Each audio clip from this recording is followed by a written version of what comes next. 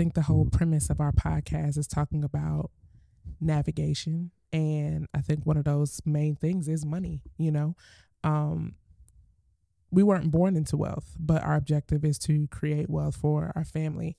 And so the premise of having a conversation like this is to talk about what are some of the realizations that we've had over the years as we've gone from college students who were together and, you know, you making $50 a week and me making, I mean, there was a point in time I was making $50 a week too in regards to income from, you know, church and stuff like that. But navigating through that, our relationships with money, due to our upbringing, as well as just everything, the psychology of money and the things that we learned going through entrepreneurship and how we were able to build new mindsets around it. What would we have done differently if we had to go back and do it all over again?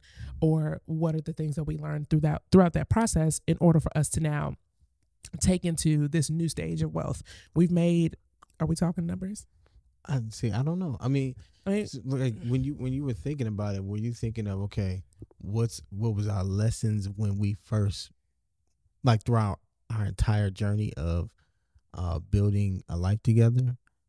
Yeah, or and was then, it like, or you what? know, giving couples an understanding of, I guess, what it looks like to start really at the bottom and then work your way up, and then how you operate in that level and stuff like that. Like, what are the lessons that you learned? I think it's a multitude of those things, though. Like, even navigating now to how we are moving forward. Now that we've turned 30, what is the next decade? Like, what are our 5-year plans when it comes to financials based off of what we did in our 20s, based off of really what we did from 25 to 30?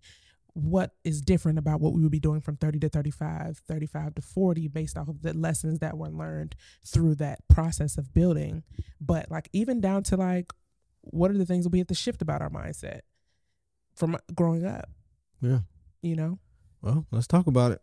Let's talk about it.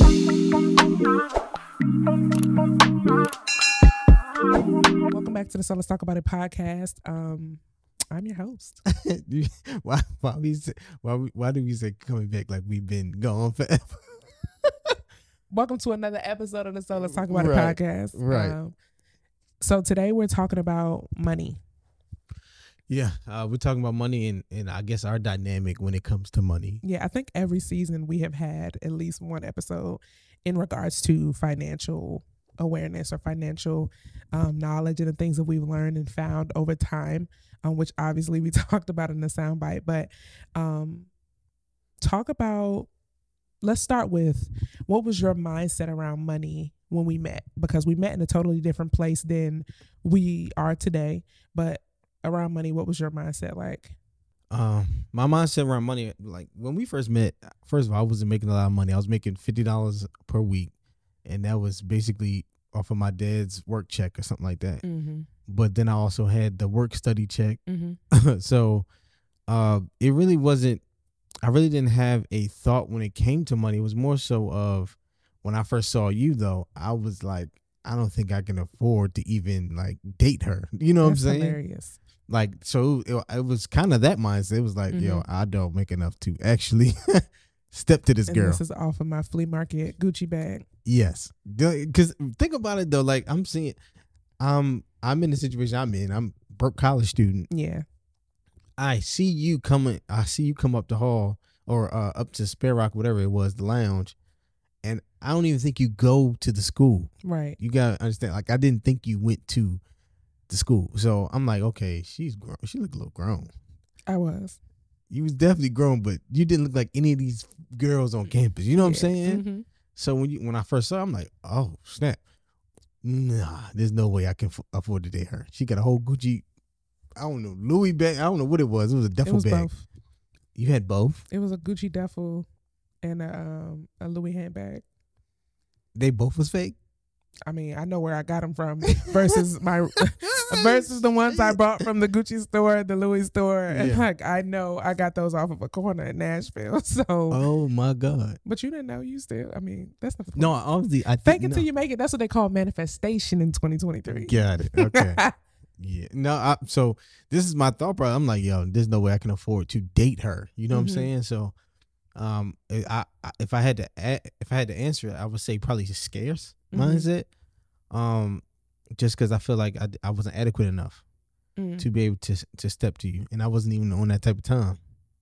I think my relationship was money was that it was always going to be coming. I think Hmm. because I made and I think that has traveled with me in my entrepreneurship journey and business and everything like that. And I think because I started making money so young, whereas, you talking about work study money. I made work study money too. I worked in the dining commons in college, Right. but it's like the dining commons didn't compare to my government job. My very first job out of college, or my freshman semester, was working for the government, where I was making, $1,200, $1,300 biweekly. Yeah. And when you start making that kind of money, one, I couldn't even get a job out of high school. I couldn't even get a job my senior summer, like after senior year, going into college. I couldn't get a job.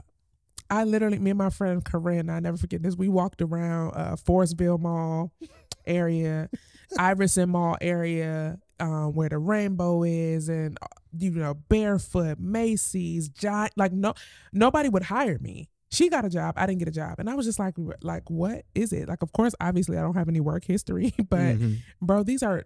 I just feel like I should be able to get a job at Rainbow. Retail jobs. Jobs, right? And so I didn't have a job that whole summer going into college, and then coming out of my freshman year, my dad was like, "You're not about to keep doing that." So he had a job waiting for me. I was a data entry technician. I worked from home for a little bit for the government, but it was like the check was crazy to be 18. Yeah. $1,200 bi-weekly after taxes at 18 isn't really common, at least back then. Because I didn't really know. Making a whole salary. None of my friends was making that kind of money. You know what I'm saying? Most of my friends were working at Rainbow or freelance doing, whatever they wanted to do, working at Giant. The people I went to high school with, they were working in the grocery store, working retail. I was the only one in my friend group that had a government job.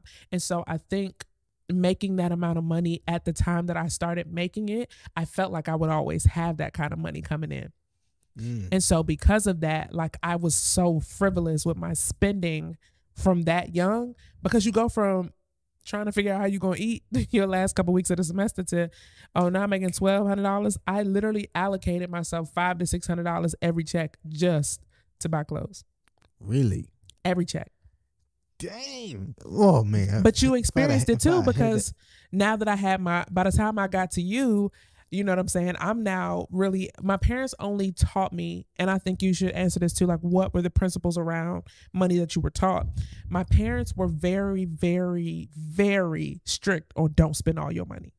So as long as I didn't spend it all, I was good. And then if you're a musician like myself, I always had a church situation too. So my church money would be my spending money, like throughout the weeks of, I'm making, like, let's say $100, $150, $200 a Sunday. That's gas money. That's food money.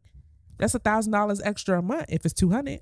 Yeah. So it's like I didn't have to really start. So I transitioned to not having to spend my job money to live off of. I lived off my church money. I saved half my job money and spent the rest of it. So you was leveraging your skill to now fund your life? Pretty much. So it's like when you start to look at it was just the amount of money that's coming in. I mean, $1,200 bi-weekly. What is that? $2,400 plus $1,000 from church. That's $3,400. I'm 18, 19 years old. Yeah. And so you're making way more than a lot of 18, 19-year-olds. Especially myself. But my parents were really strict on don't spend it all. So as long as you had money where you never had to ask them for anything, you were good. But that's as far as the conversation kind of went. I think there wasn't a lot of discussions around money in my household, but all I ever heard was how expensive things were. You know what I'm saying? Like, that's expensive, that's too expensive, or this costs too much and stuff like that. So I always had that. I always heard that a lot. So it made me think of, okay, do I have enough money? You know what I'm saying? To do certain things. And then my dad had always had me, doing something as far as working to get some money, like working with him, obviously, helped me make some money. And when I was making that kind of money, for me, I thought it was really good because I was making maybe, I don't know, it would be nice where I make $600, which was pretty good. That's great. But I was really always big on save my money to be able to do something later with it. So for me, it was more so just to have fun because I went to, private school. So I didn't see a lot of my friends throughout the week. but I got to see him on the weekend. So I would save my money throughout the week to be able to, do what I wanted to do on the weekend. But meeting you around that time, like I said, it was that scarce mentality of, do I make enough or will I be enough? You know what I'm saying? Mm-hmm. To be able to step to you. So I guess let's transition to when we were coming to Atlanta and how that shifted. Like, well, before we came to Atlanta, there was a shift in my money psychology because I was with you. Okay. And because you had that mentality, it made me like less spendy because I saw what you did with a little bit. I saw how long your and when I say a little bit, not like the amount was small, but in comparison to what I was bringing and what you were bringing to the table, yours was still lasting longer than mine and it was less than mine. I never even thought about that. You know what I'm saying? Like, yeah. Why are you now paying for my gas when I had more money when we got here? Yeah. You're accumulating and accruing $50 a week. You know what I'm saying? Yeah. I came with $10,000 from the summer. Right. Why are you putting gas in my car? Why are we sharing McDonald's meals when I had that much? And so I think after our first year of dating, I started to shift that mentality because you already know we was in the mall. Yeah, we did go to the mall Friday, often. Saturday, Sunday, we eating out, we go to restaurants, and now we're getting older. We met at 20. So now you're talking about 21, and now we want to go hit up a bar. We want to go do all this stuff. We want to go kick it on the weekends. We want to go do these different things. And I'm also performing, so now I need clothes for shows and all that kind of stuff like that. And so I feel like I started to adopt a different mentality around my conservativeness and my stewardship around what I did have so that it wasn't always gone. Because I know the 2-3 years by the time I met you, I would always have to resort to using my credit cards by the end of the semester.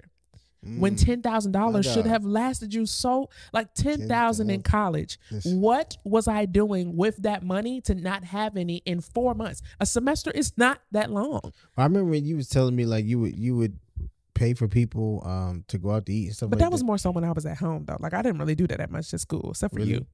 Okay.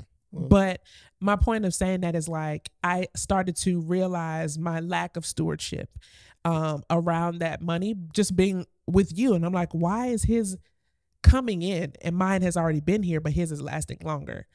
You know what I mean? And so I started to shift my mindset of what should I do differently? How could I do differently? Or where was I just being just all willy-nilly, for lack of better words, of just doing stuff to do it? And so I think when I came back that last year, my senior year of college, and I was contemplating moving to Atlanta, what I knew I needed was money. My dad, like I said, my parents' biggest principle is save your money. And have it's don't let me find out nothing. Don't have no secrets. Like I do not want to find out. Tell me. You know what I'm saying? Yeah. Don't spend all your money and always have a plan for whatever it is that you want to do. And so when I wrapped up with school and I came home and I'm like, I want to move to Atlanta in a year, my dad's first thing was, what's your plan? Yeah. What was your plan? The plan was to save $20,000. I knew if I had money, then they would at least be comfortable and I would have some solace around doing it. And I was always good at saving. I just always spent it. And so I started a new job in June. I graduated in December. I worked at a terrible job. I was making $400 a week. So, I mean, I guess that was still kind of good going from $1,200. I think by the time I graduated college. You were working in passports, wasn't you? Yeah, but by the time before I graduated college, I was making like maybe like 14 a check or whatever. So graduating and going to 800 bi-weekly, it was like, this not enough. Yeah. So that whole first 6 months of me out of college, I was looking for a new job the whole time I worked at this job at the passport agency. Then I get another job for the government. And this was what Marie said, a big dog job. A big dog job. I was making $50,000 a year, and I'm like, oh, I am lit. Oh, it's about to go crazy. But I was going to this job with the intent to leave. Okay. I was going to the job with the intent to make the $50,000 for my move to Atlanta. You know, thinking back on it, like the move to Atlanta, like how you move, would you do it the same exact way? For sure. Like you would save the same exact amount, and I could have, because you came here, you didn't come here with the job. Right. You came here with the internship. What I would have done differently is pay off my debt with the money I had. Okay. Because I had about $3,000 to $4,000 worth of debt that I felt like if I had money saved, then I didn't have to pay my debt because the credit cards would not be necessary or whatever. I could pay it over time.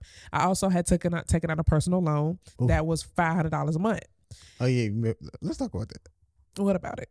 Let's talk about like because you said like your mentality shifted when you met me, and we had a conversation before you took out that personal loan, and I don't even remember what I exactly said. You said you didn't think I needed to do that. But what? So, backstory, obviously. Okay.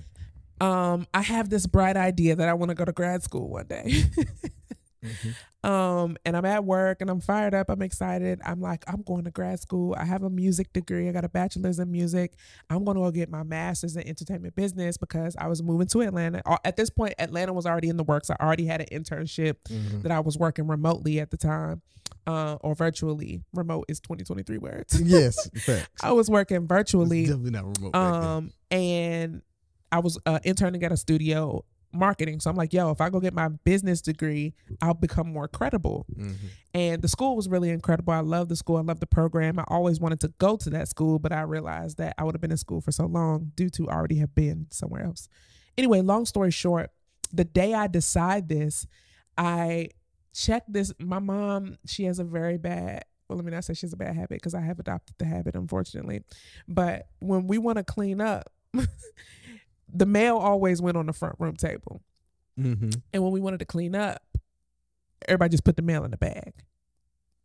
So unopened mail, open mail, just everything from that table would go in a bag to clean the table off because obviously we don't want a mail table. But sometimes you need to go back to the bag because you put it in the bag. It's out of sight, out of mind. So that day, I just so happened to be going through the bag of mail, and I get a letter from our college saying that I owed money. Okay.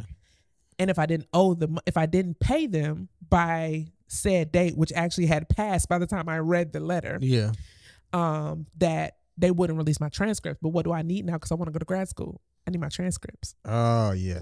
So right. The whole thing circles back around to me wanting to go to grad school.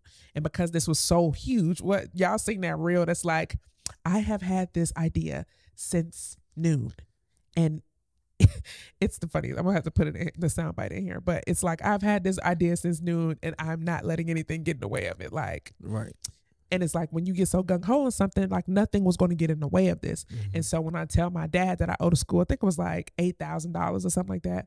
I tell my dad this, and he's like, "Oh, just go get a personal loan." Why? Because you only know what you know, or you only know what you might have been told, or you only know what you would have done. Yeah. And I know that that's been the case with my parents. I know about payday loans, stuff like that, from their parents. So it's just passed down information. If that's what you would have done, if that's what you have done before, that's what you've been indoctrinated in. Why? Yeah. Because I had great credit. I had a 750.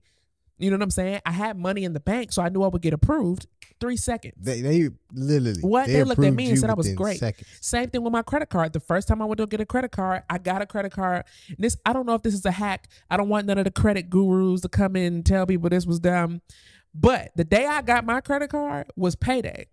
Okay. And I told you my parents were big on saving. So if it's payday, I just got a direct deposit. So my account has 4 figures in it and my savings have multiple 4 figures in it. They look at my account and they approve me for $5,000. I'm like 20 years old. I don't know if that's a credit hack, but this was not financial advice at all. No, it's not, because it's lessons in what we're talking about. But anyway, so I go get the personal loan. They approve me for $15,000. I only need 8. I take the 15 though. You took the whole 15 Absolutely and only needed 8. What did you do with the other 7? I don't even know.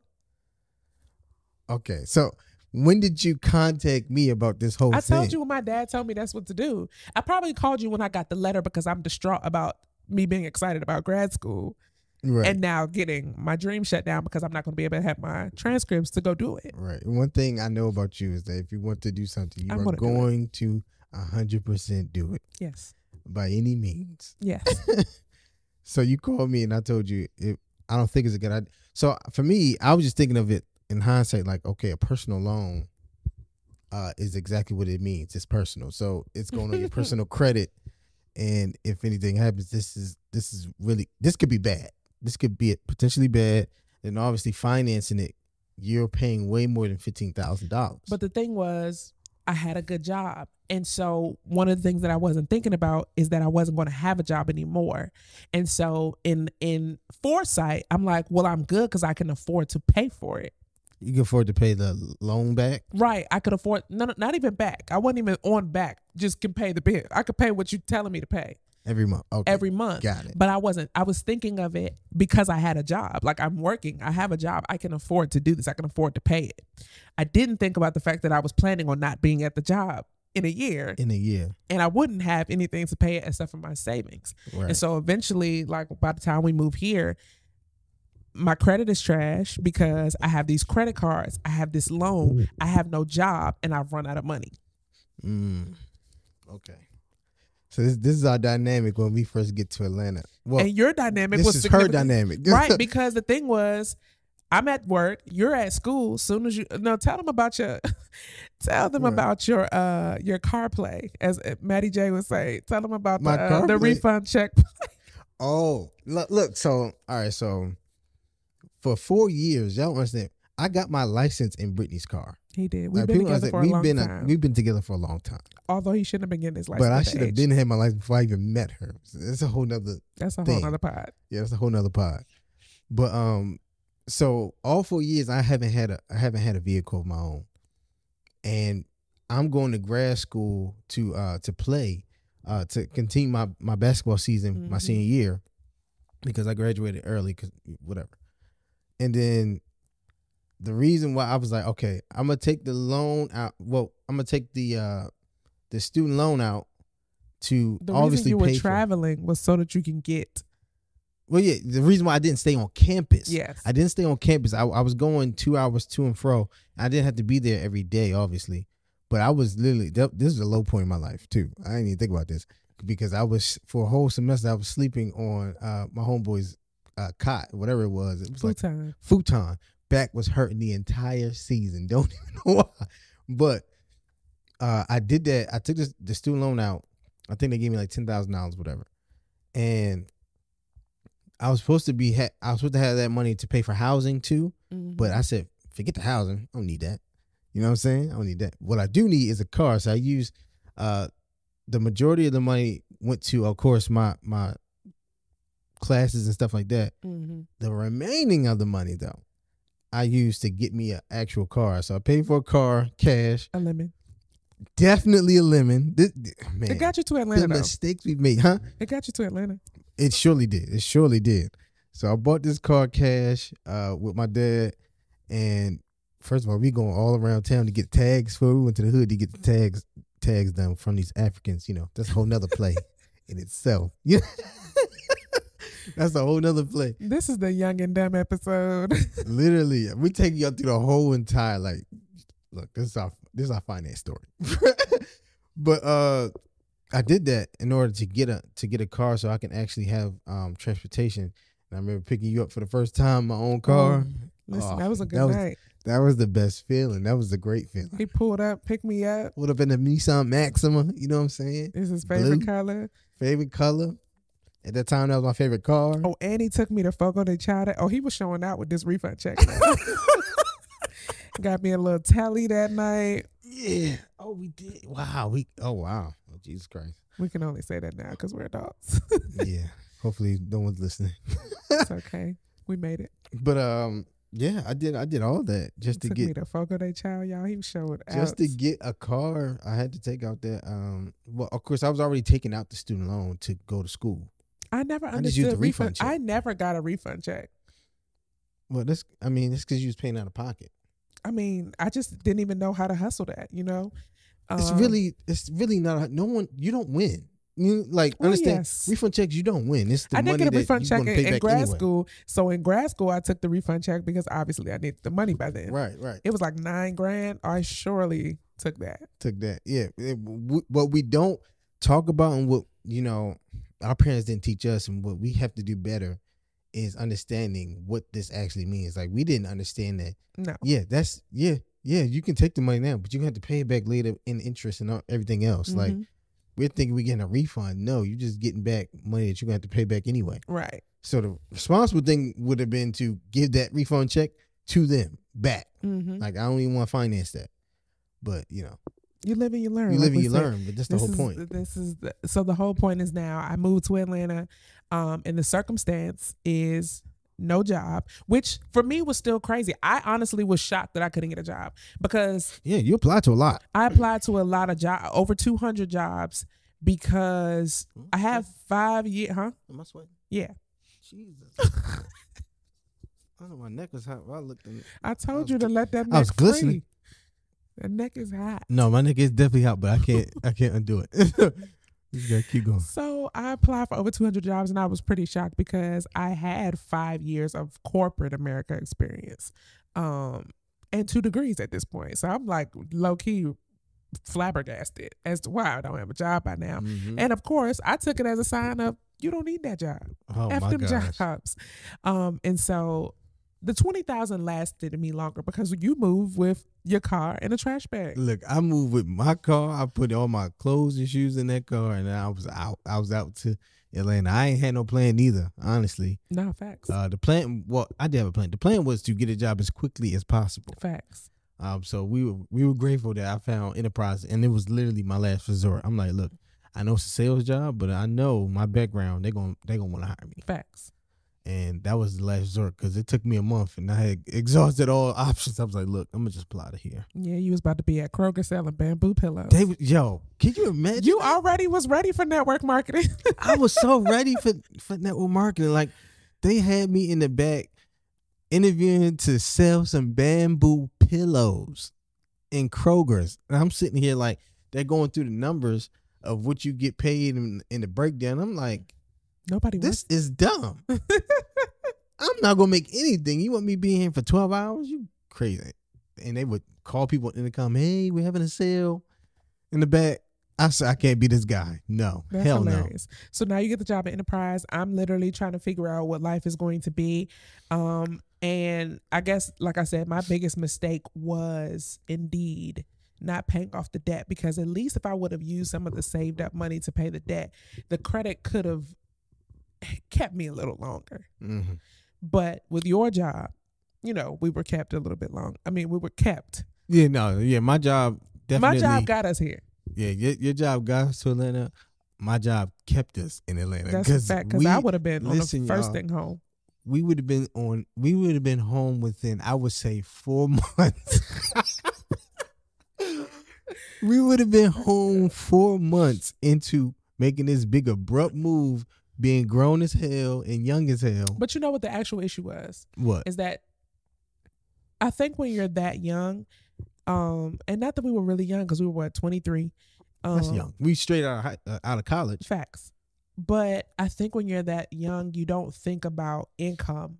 You think, for me, I wasn't thinking about my income and the fact that my income was zero at the time. I was thinking about the fact that I had saved $20,000, but without money coming into that money, it's going to be gone.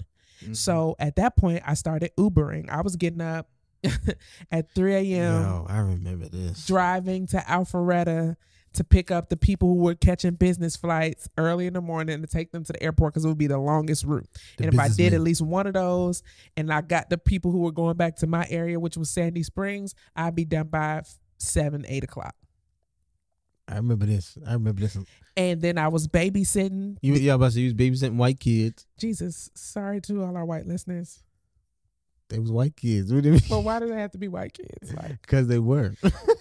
Anyway, I was babysitting these 2 kids. I was picking them up from the bus stop, and then I would watch them, help them do their homework, do whatever with them until their parents either got home or take them and drop them off to their respective sports, gymnastics, church, or soccer. And then I had my church job. So amongst all my 3 things, I was making like 15, because I think the kids paid me $300 a week.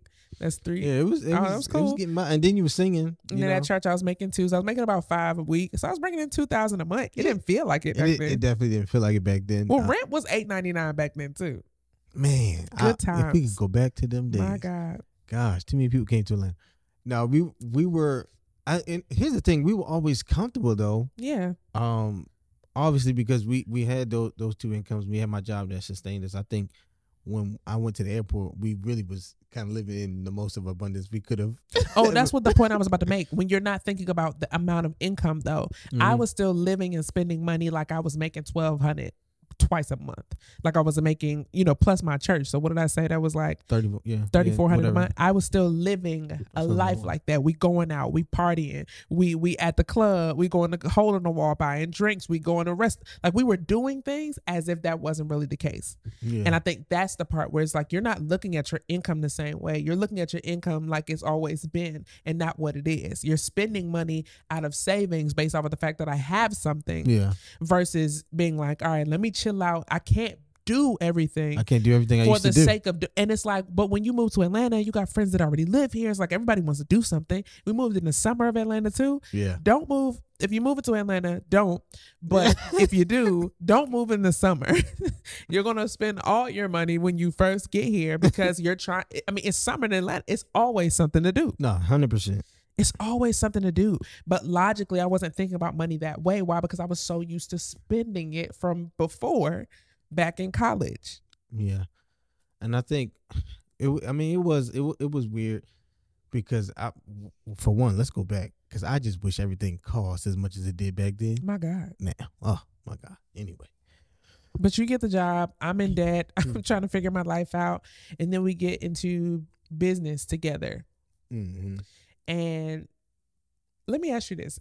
Do you think would you prefer to meet somebody in life who already has it together? Or would you want to meet somebody that you could build with? For me, I would rather meet somebody like how we met. At our lowest point, we don't really bring much together to the table, but we can build a life together. Mm-hmm. That's just me personally because I just feel like it means so much more when you do win. Yeah. Because if say we met now, say we met 30 and we both established in what we're doing, whatever it is, I don't think the teamwork aspect would be as strong. Yeah. Because it's more so I've been living my entire life on my own, doing things on my own. So every decision I've ever made was for me. Mm-hmm. How do I now share that with somebody else when I've been living the same exact way for 30 plus years? When we met, we damn near met. We've been together almost as half of the time we've been alive. Yes. You know what I'm saying? Like, so we got to build this entire life together where we get to see each other's ebbs and flows. And I think there's a bigger connection there because now we understand where we were and you can measure like, okay, we're not nowhere near where we were when we first got together and we're nowhere near where we're going to be 10 plus years. You know what I'm saying? Right. There's a measuring stick there. But if I was to meet you already in your career, I think I just would have came to the table with a selfish mentality. I think it's harder. It would have been harder for me to adjust. Okay. In the different seasons of financial life, because I met you at up.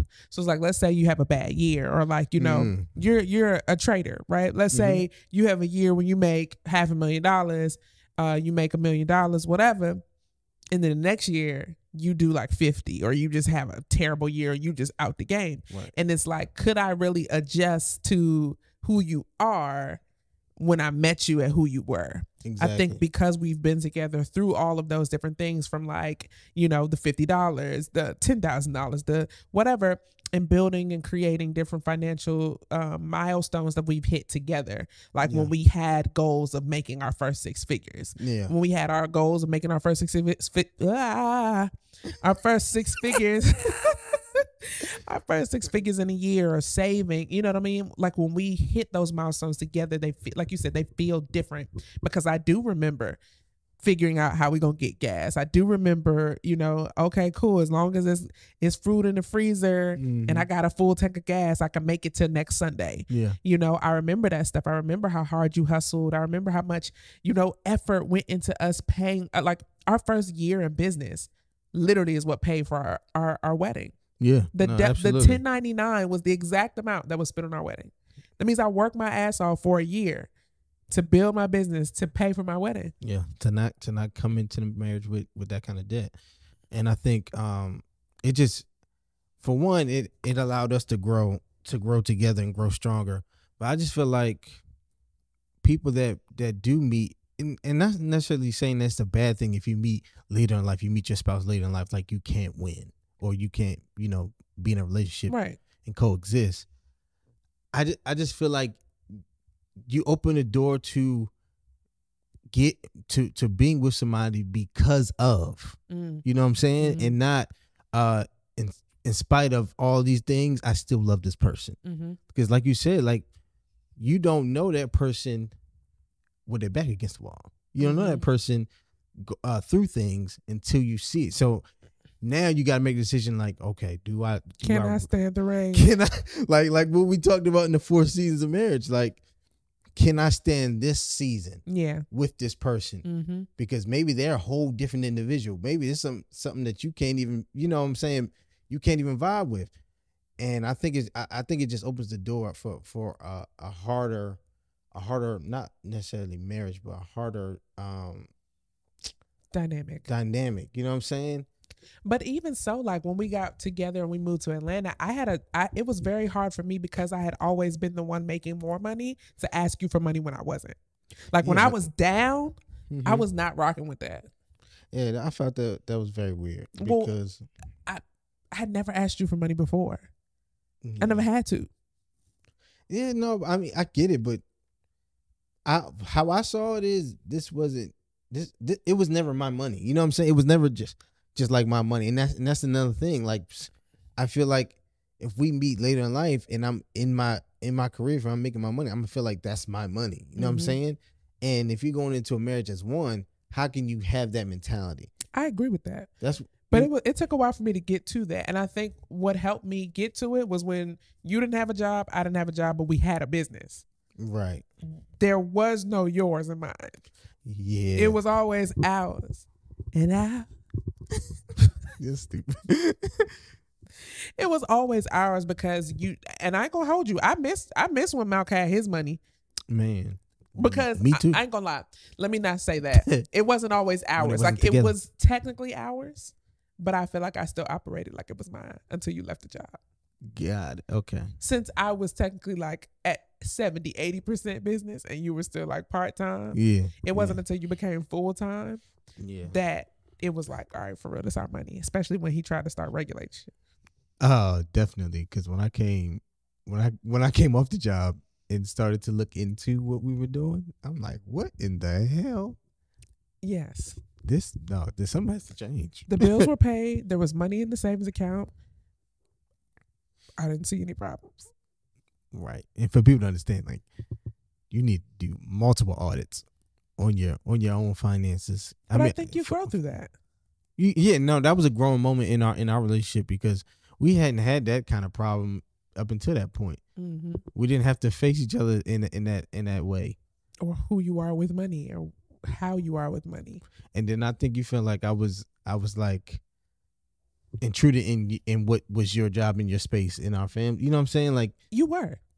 To me, and I was. You were, but you have to understand. Like, I feel like in any stay-at-home mom or wife, like, I think it's different when you feel like, what do I bring to the household if I can't do anything financially? Mm-hmm. And so the least I can do is make sure it's clean, make sure you're eating, and make sure like the household is taken care of financially from the money that you bring. You think about like our grandmothers and you look at movies like Fences when like he went and worked all day, he came and brought his money home to his wife. Mm-hmm. She took care of all the stuff. So, I mean, that could be Black money trauma again. True. That could be, that could be generational, whatever. I never really saw my parents handle money. I just know my dad said that my mom pays the bills because that was not his forte. Mm-hmm. You know what I mean? So I also felt, so because I heard that, it wasn't instilled in me, but I took that on as I should be handling this part of our finances. But I think it is important in relationships to be okay with who's better at what. Yeah. I think that was the deciding factor in our relationship. Like, we started to understand each other's talents and gifts and everything else. Like, okay, what keeps you up at night and what doesn't keep me up at night. You know what I'm saying? And we started to have these real conversations around money, which I think a lot of couples may shy away from just because they don't really know how each other operates, individually, financially. And what? I think it's hard because in relationships, you're trying to be nice. Mm-hmm. And you're trying not to be offensive to now say, Mm-hmm. you are spending too much of our money. Yeah, Or let's say in the instance of when I was bringing in more of the money of them me saying to you, like, bro, you don't have no job, you don't have a say. Mm-hmm. Mm-hmm. So it's like, how do I make sure that my man feels like the man of our home in those seasons, and not be spiteful, but how can we still have conversations if there is a issue? Like, hey, this is the dynamic. I'm not knocking you for not having the money, but here's what I think we need to do to maintain what we do have. What we do have, yeah. Even now we've had conversations where it's like discussing the difference between wanting more money and needing more money. Like, we need more money. It's like, no, we don't need it. We prefer this number every single month. Yeah. Is what we are accustomed to. We have made our lifestyles around. I want that. Right. I want it though. I don't need it. But you don't need it. Yeah. It'll be great. And it will be, you know what I'm saying? Yeah. So moving on. No, I think not because you kind of touched on it. Us, when we first started to now jump in income, because obviously all over these years we've been building our businesses, and we now start to see the fruits of our labor. Mm-hmm. How do you think a relationship changes when two people are working together and now they start to actually make the money that they always, dreamed of making, so to speak, or had goals of making? Mm-hmm. When they start making that, did you see changes in our relationship at all? I think the biggest change when money came into the picture and it started to grow, I think the biggest challenge was now focusing on the relationship. Because money, I believe at that time, money became the focal point. And for most marriages, for most relationships, finances is the number one cause for divorces. The number one cause for people not being together is always back to money. And so in my mind, and you can tell me what your mindset was, but as the money was being taken care of, it's like I felt like nothing, like we're good because we got money now. Mm-hmm. You know what I mean? But it's like not realizing that if I don't water the grass that was here first too, which was just me and you, if something were to happen, if we were to fall on hard times, how would our relationship be able to withstand that test of time if we don't continue to work on the relationship, which I feel like we talked about too in like the 4 seasons of marriage, but with money in particular, like it's something you talked about, I think in like our first season when you were like, I felt like I was prepared to be a dad just because I had money. Yeah, literally. And so I feel like money became so much more of the focal point. I feel like when you don't have it, it's a focal point. But when you have it, it's like it's never enough.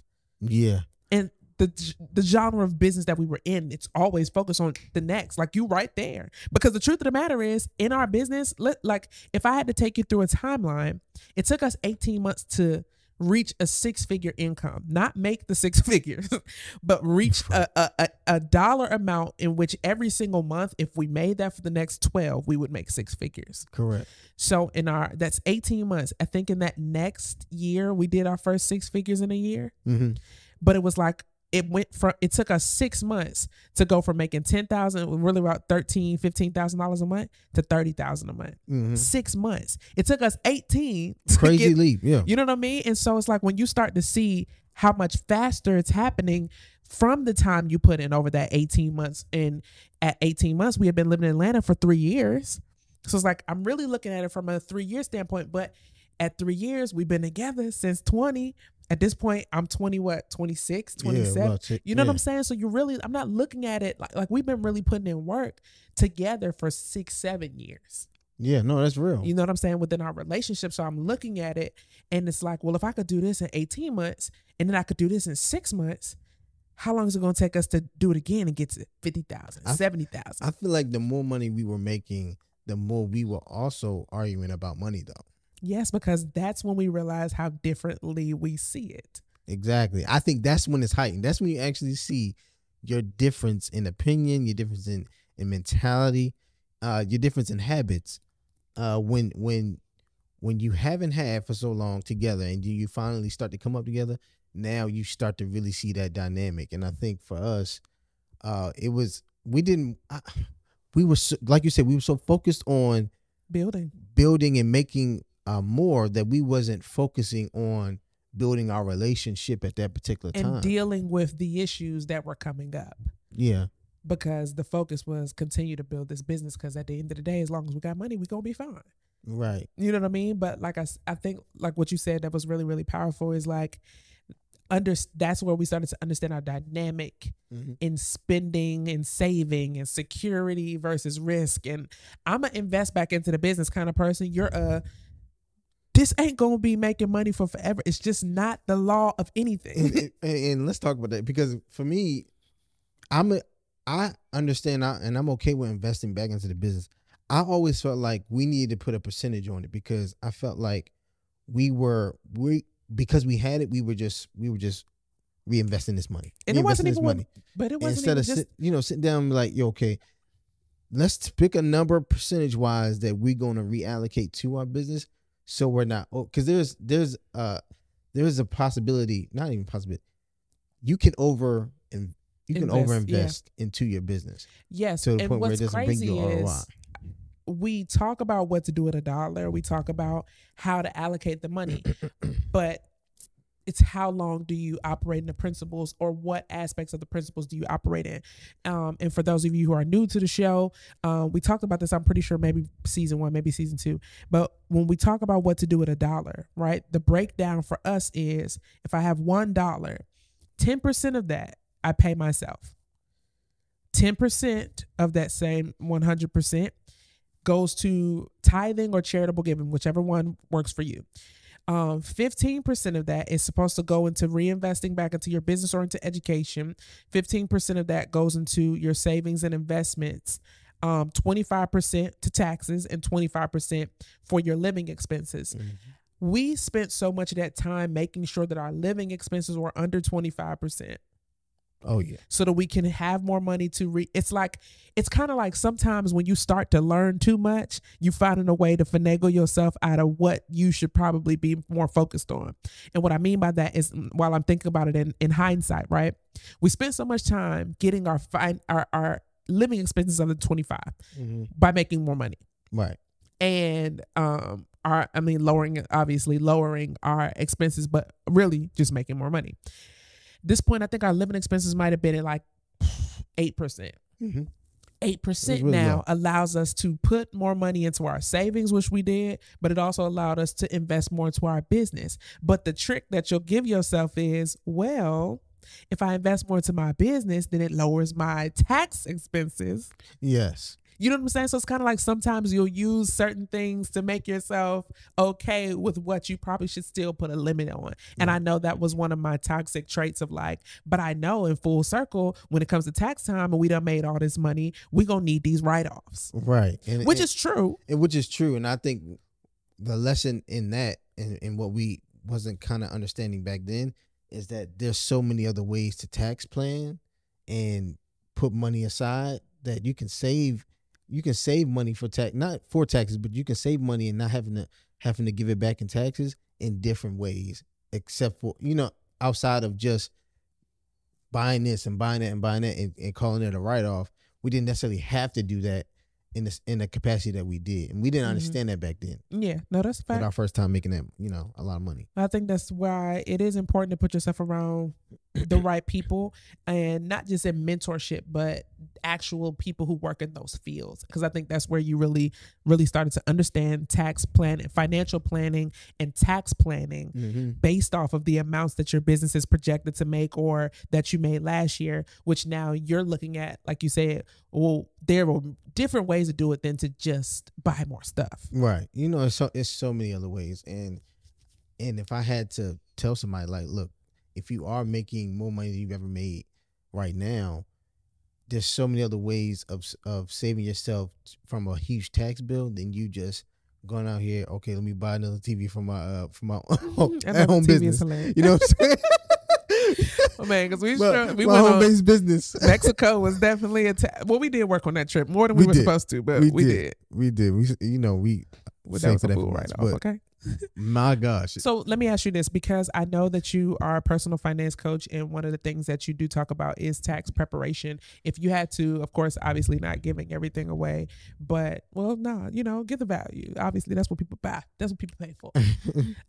But what are some different things that, if you knew today what you know back when we made, multiple six figures in a year?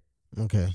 What would you have done differently versus focusing on the multitude of reinvestment that I could do into my business versus, buying more things for my business? What are different tax preparation things that somebody who's listening, who may now be like, well, I wonder what I could have done or do? What would you tell them? I'll just share the one main strategy that we did, and I wish I would have done sooner. Like you said, I would have started a corporation, not an LLC, but a corporation. And I would have paid myself and you as employees of our business. So what that means is, say I make $500,000 in revenue this year from my business, and I put myself and you on payroll, and I give myself a salary of $150,000, and I give you a salary of $150,000 or whatever it is. That $300,000 automatically is a tax deduction from your business. So now you're being taxed, not even taxed on, but you're now in the IRS eyes, your revenue is $200,000, not $500,000. So now from that, what can you deduct as far as expenses wise that you've had for your business? Because you could have spent maybe $150,000 on your business this year, and have nothing to show for it. So how do you lower your tax bill where you're not paying a tax bill of $500,000, but you're paying on a tax bill of maybe $50,000, because now you have $150,000 in expenses for your actual business, and then you pay just your employees, yourself, and your whoever else, your partner. That is an automatic expense. Well, now that takes all the revenue down to, now you could be possibly either getting a refund, or you cannot owe anything. You know what I'm saying? So that's something we did. But then you have to pay personal taxes. You do. So that's the thing. So you pay personal taxes, but you'll get refunds from your personal taxes. Got it. You know what I'm saying? So you're going to have to pay some kind. Here's the thing that entrepreneurs struggle with, is that they struggle with proof of income. So when it comes to getting a house, when it comes to getting an apartment, when it comes to doing anything, trying to finance anything, you don't have any proof of income. All you guys are 1099. That doesn't tell somebody anything. Right. So now if you do make yourself an employee, you do show a W-2 at the end of the year, which now gives you proof of income. Now you can actually afford to, in their eyes, whoever you're trying to accredit, it shows them that, okay, they are making money. Right. They do have a salary. They can afford to live here. They can afford to do this. You know what I'm saying? No, that makes sense, because I do talk to a lot of entrepreneurs, like even in the hair salon. I be talking to people getting my hair done. They're like, yeah, I'm just trying to figure out how to get this apartment because, I made $90,000 last year doing hair, and ooh, Jesus. Ooh, I heard that. First of all, y'all, let's talk about 30 and my knees cracking. But anyway, I talk to people in the hair salon all the time, and they're like, yo, I made $90,000 last year. I made $120,000 doing hair, and all I got was Cash Apps and Zelles and all that, and they don't think I make any money. Exactly. So I think that was a gem. I hope y'all took that. This is going to be the best soundbite on social media, because that's valuable. Yeah, no, seriously. I think, and like you said, to that point, like that person, they made that money and they don't have a track record of you making that money. Right. It shows whoever, a creditor or whoever, that you don't make any money. So you open yourself up to that much. You open yourself up to being audited even more. You know what I'm saying? So if you're going to be a business owner, make yourself an employee. Even if you got an LLC, make yourself an employee of your LLC so you can have an immediate tax write-off. I hope y'all wrote that one down. That's definitely good. Did you feel like we dealt with greed at all? Definitely. I think greed set in Greed set in for us, I would say, especially for me, was when it's just like I'm so close to that next level, which is what I was talking about in regards to network marketing is one of the greatest industries to start your entrepreneurship journey, but it's also one that gets you kind of effing confused. Or it's like you can't live in a world that doesn't provide you an opportunity to make income like that. Like I can literally just do more today. I can go, I'm just one person away. You know what I'm saying? From them bringing in 1,500 people into my business, which is true. And it's just in different businesses, just whatever business model you do. But network marketing is one of those ones where like you'll start and for us, we sucked. My first time in network marketing, I was in it for a year and literally made $35. So one, I was surprised that I ever got a second call from the same person who put me in that one when they know I suck. Think about it. You know what I'm saying? Like, but to be able to go from doing one business for a year, not making any money, to being able to make your first 6 figures or hit a 6-figure income in 18 months, it showed me the power of work. It showed me the power of persistence. It showed me the power of consistency. That's why I think network marketing is a really, really great. That's why you hear a lot of entrepreneurs who are multimillionaires and billionaires and been in the game for years always say, if I could go back, I would have started in network marketing. Why? Because you don't have the same overhead of starting your own business, but you can make more money because you're on commissions. Yeah. And so within that system that we had, it was like going from 10,000 a month to 25,000 a month to 50,000 a month. It's like, why? Like I'm so close to, you know what I mean? And when you look at it from the way that our business was structured, or way that those businesses are structured, it's really about people. It's about the volume that you're bringing in the company, which translates to dollars for you. And so we got to a point where we only needed 900 customers. And the way we were working at that period of time, it wasn't even about the 900 customers. It's now that it's not even just us making money. We had 12 individuals that hit $10,000 a month incomes. So I already now know how to get to 100,000 a month, because at that point we only needed a couple of more people. I think we needed 2 people to get to $10,000 a month. If we helped 2 more people make more money, then what we wanted would be taken care of. And so it's kind of like you get caught up in knowing that your money is in helping people and servicing people. So I want to service more people. One, because I want them to experience what I've experienced, because I know what it's like to not have anything. I know what it's like to build something from being bad at it and becoming a professional at it. And so I wanted more people to experience that. My greed came from that too, but knowing that what it translates to. Nobody can tell you that it's always just about the people. That is a lie. You know, 100%. It's about the people. It's about the people until it's not. It's about, no. It's always about the people, but you cannot act like the people don't equal the dollars. Yeah, no, 100%. You know what I mean? They're your capital. The more people that I help, I get what I want. I get to where I want to be. All of that happens as long as I help more people. And so it was the driving force of wanting to help more people, because I knew 900 people away from 6 figures a month now. And so I think the greed comes in like, yo, it's right there. I've done this before. I've gotten to the point where I know the system. I guess what I'm hearing you say is that you were always looking for more. Always. And you were never content with what you had, even when you was in abundance. Yes. Got it. I think for me, looking back, when I knew we were greedy, just back then we were heavily invested into crypto. Still is, but still are. But shout out to crypto. We believe in you, man. We believe in you.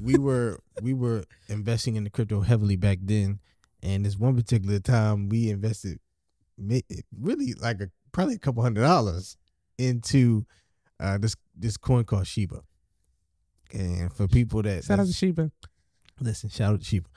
For people that's listening that know, they know. So we invested into that. Was it 6 months earlier than when people heard about it? And we started telling people around us, because it wasn't even easy to get at that time. And I saw somebody posted on their story. It said SHIB, and I was just so locked in. Yeah. I was so locked in. I'm like, this gotta be something that's gonna make me something. We was looking for a lick. And that's the but greed it didn't aspect. even take 6 months, babe. It didn't. No, it didn't take 6 months. It didn't take 6 months. But what I'm saying is we were searching for an opportunity to invest into that was just gonna make us $1 million. That was just gonna make us $1 million in one day. Yep. And we was trying to hit a lick. because we were getting I think the more you make, the more you do have to control your greed factor. Mm-hmm. As a professional trader, I know I understand this. Mm-hmm. You know what I'm saying? It's very hard to do, and it's really a learned behavior. But we invested maybe a couple $100 into this coin. I would say not even a month later, that couple $100 turned into, I think, $20,000 profit. $20,000. Our bro DL hit us up. Was y'all, like, we giving y'all the real figures because niggas. y'all have to understand, like, how greedy we were. You know what I'm saying? Like, he texted the chat that morning. I know we woke up and he was like, "Yo, check our accounts." You know what I'm saying? Like, and I'm like, "Yo, I told you about it." Yeah. And we were up $20,000. And the y'all, mindset was, oh, this is the one. It's gonna be 100,000. $1 million. One coin. We just knew this investment was gonna be okay. We good. This is gonna be the $1 million hit. You know what I'm saying?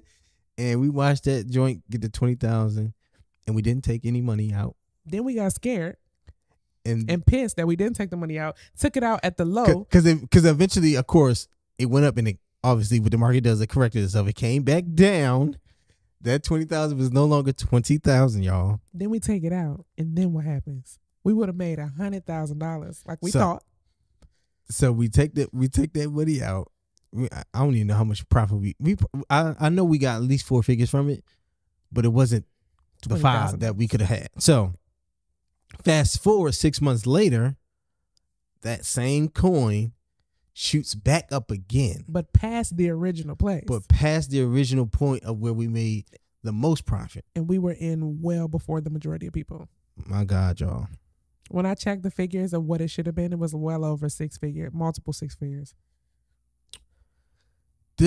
Looking back at that, that's when I knew we had gotten greedy, and it's very easy to slip into greed the more money you make.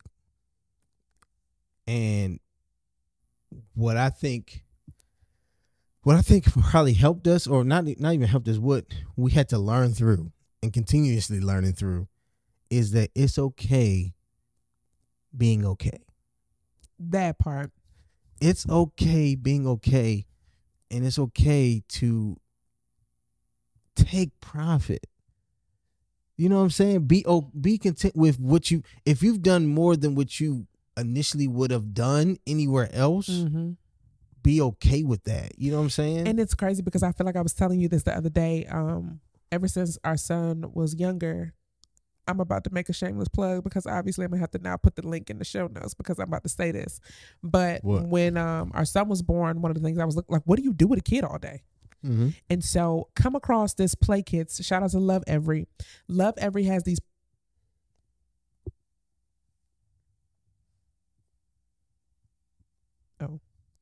Love Every has these Play Kits that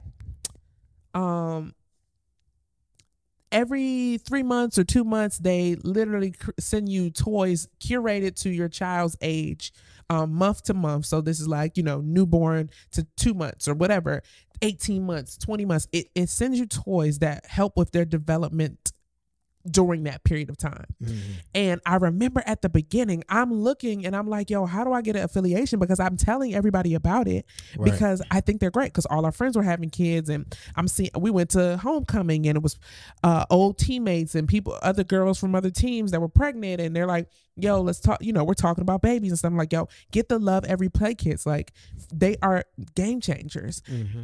And I'm like, why am I not getting paid for this? Hmm. And when you talk about stuff like greed, it's when I'm looking at it, I'm like, they only gonna pay me, I think it was like $50, $25 or $50 a Play Kit. Mm-hmm. So that means if somebody buys it, I'm gonna get $50. Mm-hmm. And to me, that wasn't enough money. Right. But I didn't think about it's a subscription. So every 3 months, they're getting a new one. Mm-hmm. And after a year, the price goes up. For your first year, it's $80 a kid. When they turn 1, every month after that, I think it's like $120 or something like that. So now the price even goes up. So the numbers change. But when I looked at the amount that the affiliation was going to pay me originally, I'm like, no, that's not enough money for me. Yeah. Same thing we were talking about. Somebody came to us about, what's the name of that company? I can't remember the name of the company right now. I draw a blank, but the person says, "Oh, it does 3% return a week," and we looking like 3%. Tripping, y'all, tripping. 3%. Agreed. Now we talking to people. This was at the beginning of 2021. I mean, it was 2021. The beginning of last year, the beginning of 2022. Somebody came to us talking about investment opportunity. They said, it does 3% a week. We're like, 3%? That ain't nothing. Right. Goofy. Goofy and greedy. Yes, because it was goofy and greedy. You know what I'm saying? But now it's like when you think about 3%, ridiculous. 3% times 52 weeks. Yeah. Because that was at the beginning. You know what I'm saying? Now we in a whole new year. How much would it have accrued to? How much money? You know what I mean? How many people could we have put in position? Then started talking about affiliates and all. And I'm like, dang, that's my vibe. Like, I love a good affiliate. You know what I'm saying? Right. It's a good passive income. But it was the 3% where I was like, I don't really need that. And because I didn't need the 3%, I didn't do the rest of the stuff that probably could have. You know, I'm hearing some people in there now. Somebody told me a couple weeks ago, crazy. I'm making like $10,000 a week from this. And I'm like, yo, I tripped. Yeah, we tripped. But you know, I think the other thing about it is also being so reliant on money and losing the sight of God. For us, I think that really was a huge thing of like, we were so into God got us when we came to Atlanta, when we was in college, when we started our business. But when we started making money, it was like, all right, let's go keep getting more money because the money got us. Not God, the money. God, yeah. And so when you think of things like stories and correlations to what God taught us through the Bible, and when Joseph told them, yo, there's going to be 7 years of plenty, and then there's going to be 7 years of famine. So you already know from back in the Bible days, nothing ever stayed the same. 7 years of plenty, 7 years of famine. In your years of plenty, don't only just store up for what you can do while it's plentiful, but to save for what's going. 7 years is a long time. And so what are you going to do while you have the most, so that in the season where you have nothing, you're able to not only just live, but live abundantly in that season too. And I think when you start to think, when you lose sight of those things and the things that got you there, for us personally, that's what I would go back and change is our level of humility as it changed. I got you. Yeah, I agree. Because I think people think humility is like, I'm walking around like, oh, peasant. You know what I'm saying? That's what people think humility is. Like, I'm humble as long as I don't treat people bad. Yeah. But it's like, you can still be not humble to the person who gave it to you and think it's up by way of yourself.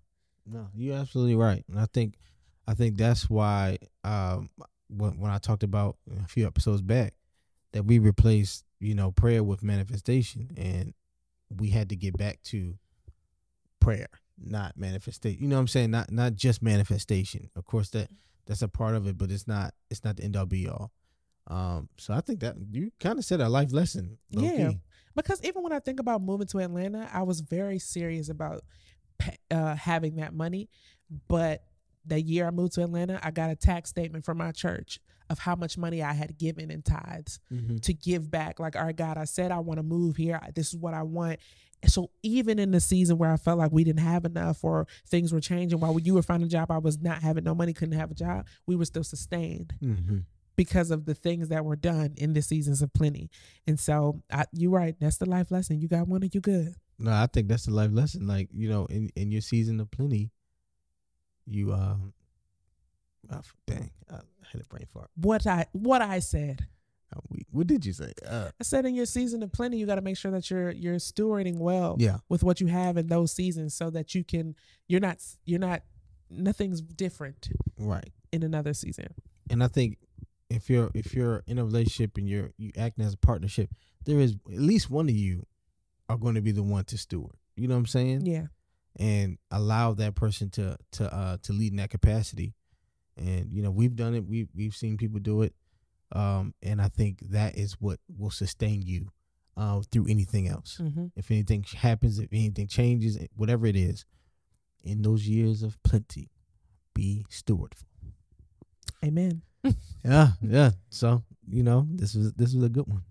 The comment section is the part of the show where we answer comments that might have come via social media, or somebody might have reached out to us personally or through our email. It asks us a question that we're going to answer live here on the show. Yeah, so I think this is a good one. They said, how do you deal with the power struggle when it comes to finances in a relationship?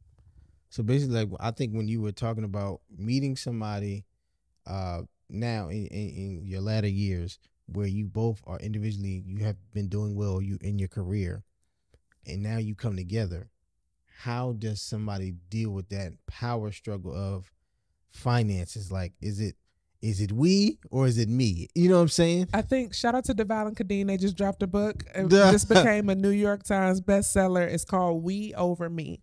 And I haven't read it yet, but just the name alone, I think, is the key to those things, is to not think about yourself if you want to be in a relationship. If you want to be in a relationship, then why are we talking about my this and your that? Correct. If the reason what we're combining is to create something bigger than both of us, which is the we. I think for us, that's really what our partnership has always been, that. And you say something all the time to different couples and to ourselves, is that one of us is never going to always be up. One of us is never going to always be down. There was a season where when we moved, we talked about it in this episode, when we moved to Atlanta, it was off of the strength of my work, but we were sustained in Atlanta off the strength of yours. And so it's never 50-50. It's never always 50-50. It's never always 100-100. It's never always 80-20. It's never always 20-80. Right. You just never know. And so if you come in with a we or me, a me or mine and yours mentality, it's easy to, when somebody else needs the support or things shift. In 2023, people are losing their jobs every day. I literally have been, I'm seeing this on LinkedIn every day. People are losing their jobs. You're seeing Amazon and Spotify and Apple and Facebook, and they're just laying people off. Yeah. And so how does that man or that woman come home to their partner and say, hey, so-and-so just let me go? And expect this person to not be like, we good, babe. I got you. Right. Because it's a we thing, or not like, oh, well, what you going to be doing while you home? Or, you know what I'm saying? Like, we've talked to couples where it's like, well, if I'm working, then at least you could be doing this. And when you start to get in those kind of conversations, I think that's where you lose the partnership or you lose the teamwork. And sometimes it just may be off of delivery. Yeah. But I think you have to come into relationships with a partnership mentality, bro. Like, I can't be on a team and try to be a solo player. I need somebody to pass me the ball to shoot. Yeah, I think it's important to have, or at least communicate expectations, amongst each other, especially in different seasons in your relationship and in your marriage. Like you said, there's people losing their jobs by the thousands right now. Tens of thousands. You know what I'm saying? So there always will be there will always be a change, and not necessarily power. It would just be a change in dynamics throughout your relationship and throughout your marriage that you have to weather, and you have to be on one accord with. And I've shared this with couples before, because somebody asked me, like, I feel like we should have our money together, but he wants our money separate and this and the third. And I was telling him, I'm like, look, if I were you, I would find a way to have a joint account, because there's always going to be a seemingly power struggle between y'all two, because he feels like this is his money and this is your money. But if y'all became one, it's our money. You know what I'm saying? And you open yourself up for so many problems when it's not ours. You know what I'm saying? And I think there's a way. I think there's a way to do that, though. Yeah, it's like we put our money in this, in this pot, right? Both incomes, everything that we bring in goes here. But from those here's, when I talk about pay yourself 10%, we probably should have been doing 5 and 5, but we was definitely doing 10 and 10. Pay yourself 10%. We both had 2 separate cards, or we had like one card that was like our spending money card. And it was your spending money, my spending money. There's a way, if you have a mine and yours kind of mentality, then there's a way to do it, but it has to come from the pot of we. Yeah. Like you know what I'm saying? Like, it still has to come from the pot of we. They're always going to struggle with power. And I think it's also important to understand the dynamic of your relationship, right? We don't really operate in traditional gender roles where it's like you're focused on, I have to be the sole income provider for my family. And that's probably because we both grew up in households where both parents, both people are working and both people are providing to the household, whatever expenses. And so I think it's also important to understand the dynamic of your relationship, because if you're in a relationship where you are like that and he wants to be the sole provider and you take care of the knickknacks or whatever you want to call it, then in the case that changes, how do you make that individual feel? Because I feel like in those moments, is it more important for me as your wife to pick you up as my husband to say, I got us, but you still the man of the house. So if there's a power struggle, that insinuates that if he ever fell on his face or something like that, that you're going to start trying to say, oh, I read the pants now. There should never be that kind of power struggle, because I would never disrespect my husband to be like, just because I make more money than you, or just because I'm making more money than you, because it could also, like I said, be for this season that you trash. Yeah. And you need to listen to me, and this house better be this, and it's the least you could do while I'm out here working. You know what I'm, it's not that. Yeah. Like, so I feel like, but you know what? I feel like this is a whole nother pod, though. This part is a whole nother pod, because I think we'll do this. We'll do another pod on this, because what do you think about women that do have their own, they're independent? Do you think it's harder for them to now be submissive and allow a man to lead, because they feel like, if I'm providing for myself financially, I don't need a man? You know what I'm saying? Like, I think it can start that way, but when it comes to submission and femininity, I think it has to do with you making me feel secure in that. But the issue is that everything is wrapped up in money right now. The issue is that we're basing all of the value of each of us on the money and not on ourselves. You know what I'm saying? Like, show me that you gonna lead, you know what I'm saying? Give me the security in you being my man and you being my rock, and that I'm always gonna be taken care of. We've never had an issue with submission. No, and not at all. And I was bringing, like, come on, y'all, from college, like $10,000, $50 a week. Man, $10,000, $50 a week. Different. I never was in a place where I was like, nigga, you only making $50 a week. Why are you even talking to me? You know, why are you even talking to me, bro? We out here eating McDonald's, but when you eat with me, I take you to Chipotle. That is funny as when you eat with me, we go to Fridays. Nah, you're right. You taking me to Applebee's? I don't eat Applebee's. You know what I'm saying? Like, I would. It's a whole masterclass on that.